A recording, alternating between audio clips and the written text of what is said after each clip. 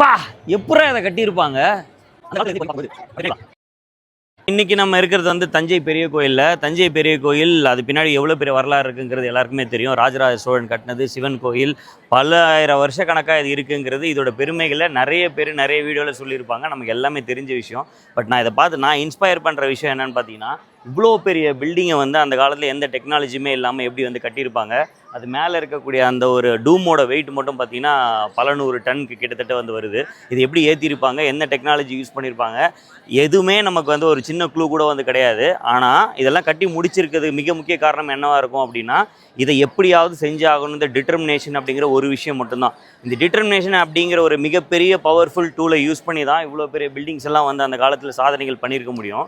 இன்றைக்கி நம்மக்கிட்ட 1008 டெக்னாலஜிஸ் இருக்கும்போது அந்த டிட்டர்மினேஷன்ற ஒரு விஷயம் குறையிறதால தான் நம்ம இன்னும் நிறைய விஷயங்கள் வந்து பண்ண முடியாமல் இருக்குது. பட் இந்த டெக்னாலஜி கூட டிட்டர்மினேஷனுங்கிற ஒரு விஷயம் நம்ம ஆட் பண்ணிக்கிட்டோம் அப்படின்னா நம்ம அச்சீவ் பண்ண வேண்டிய விஷயங்கள் வந்து இன்னும் எக்கச்சக்கமாக வந்திருக்கு. எல்லாமே நமக்கு வந்து சாத்தியம். ஸோ இப்படிப்பட்ட ஒரு வரலாற்று பின்னணியில் இருந்து வந்திருக்கோம் நம்ம அப்படின்னா, நம்ம சாதிக்க வேண்டியதுன்னு எவ்வளோ இருக்குது, நம்மளால் கண்டிப்பாக இருக்க முடியுங்கிறது எனக்கு இதன் மூலயமா திரும்ப திரும்ப நான் வந்து தெரிஞ்சுக்கிறேன். Thank you very much.